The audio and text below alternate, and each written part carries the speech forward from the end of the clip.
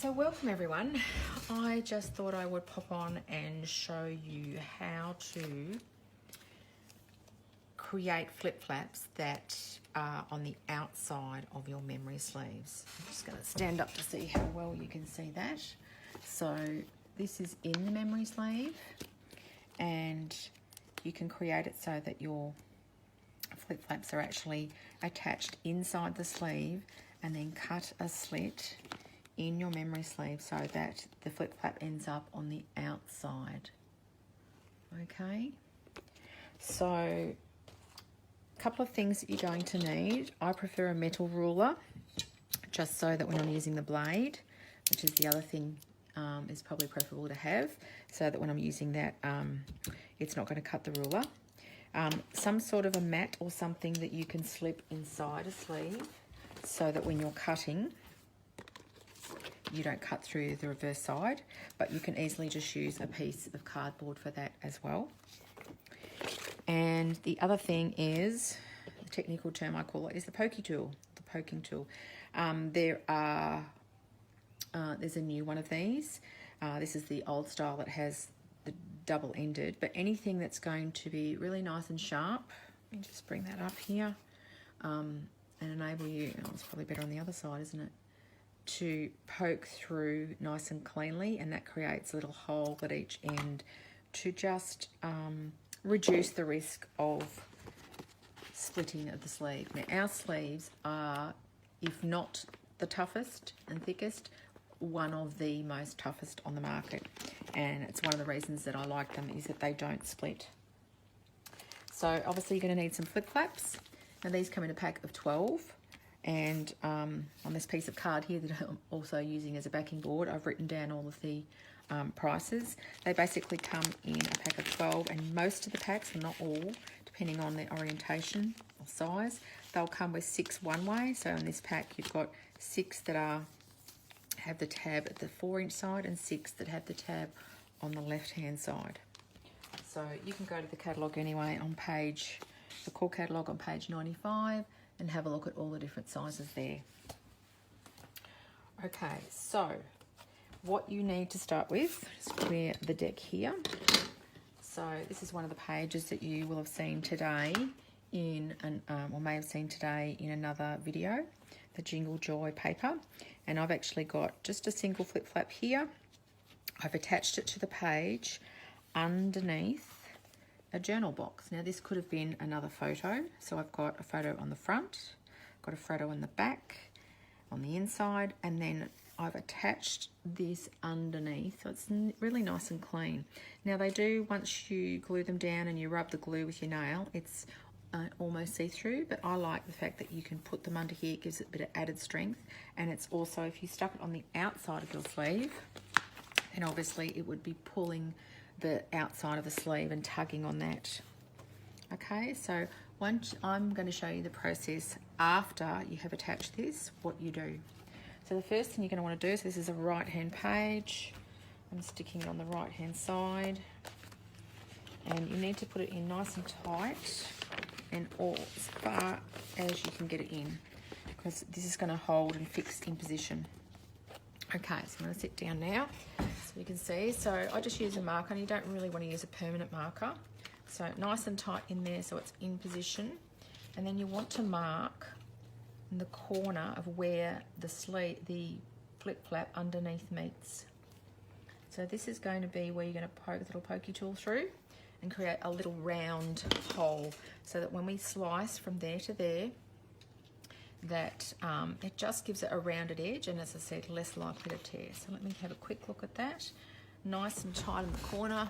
Let's see if I can get you to have a look. I'll see if I can focus that there. Sorry, there's a bit of glare. I didn't turn my second light off. So I'm going to quickly turn that second light off. Bear with me.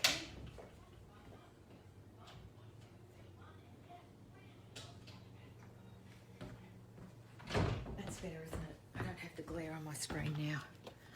Okay, sorry about that. Might be a little bit darker, but hopefully you can see here. So the little black mark that I have put just in the corner.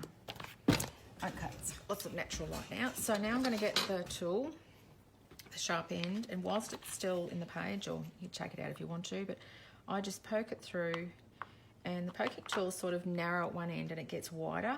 So I tend to poke it all the way through.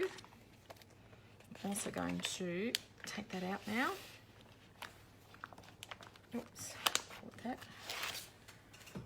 And this is where you may need to use your bit of cardboard when you're poking through, particularly when it's nice, it's right up near the seam. So as I'm poking through, I don't want to poke all the way through to the other side. So I'm just pushing that through. So I don't know if you can see it or not, but I've now got little holes just there and there, which will match up with, actually I'm going to use that because my board isn't that long. All right, so what I'm going to do now is cut a line between the two. That's about right. Between the two holes. Okay, so you don't want it moving. Ideally you do it in one cut, and it can be a bit slippery with the metal ruler over the top of the plastic. So try not to move. Where's my hole gone? There it is. Used to cutting on my board, but this my board isn't this wide, so let's have a look. That should have cut through. Not quite, but I've got my line there now, so I can just lift that and make sure the plastic is cut through all the way. Beautiful. Okay, so I'll take the card out now, and you should be able to see reasonably well the line that is cut through here. Okay, so now what I'm going to do is slip my page back in. Now, depending on which way your cut is, if it's this way, obviously, as you slide the page back in, you can lift it up and pull and slide it through at the same time. If your cut is more on the horizontal, and mine's a little bit diagonal, but what I'm going to need to do, check if you can see what I'm doing here, is slightly curl the photo, but it's only flat photos and paper. Or I've probably picked one that's a little bit harder to show you, but let's go through it anyway. And I'm just sliding that through. Okay, the flip flaps are flexible, and so are the photos. And then what you want to do is just run your finger along the back here to get that to tuck back under the fold, and it will sit nicely in there. Now that's a bit longer one. A lot of the flip flaps I do are short. I must admit that's probably one of the longest one that I've done. So if I was feeling a little bit uncomfortable, I could always just stick a little bit of tape underneath there, but I think that'll be okay because that keeps it secure, as opposed to if I'd stuck it on top and every time I pull it, it wouldn't do that. So can you see? Get the light on that. So there is a cut there, but that's going to keep it in place. And I've now got my flip flap on the outside. So just quickly showing you, I did this one before. Here's one I prepared earlier. So this has a flip flap this way. This has got the sleeve on it. This one is also that way. And then I have this one this way. Now one of the things that I would be careful of is I wouldn't do a flip flap that way there and that way there. If you have a big long cut all the way along, then that's going to weaken the structure of your memory sleeve and increase the chance when they're so close, if there was a cut there with a flip flap, that would cut all the way through. So I was a little bit strategic in where I place the flip flap cuts, and therefore where I place the flip flap. So think a little bit ahead. So there's the cut there, there's the cut there, so they're well away from each other. And this one, I tend not to place them right on the seam here, just because when it's moved, it may open and again may loosen or weaken the strength of your flip flap. But that's what you need. Okay, so I hope that's been helpful to you. The little tool here, let's have a quick look. I'll have a look at the tool in the core catalogue, because as I said, it is a slightly different tool now.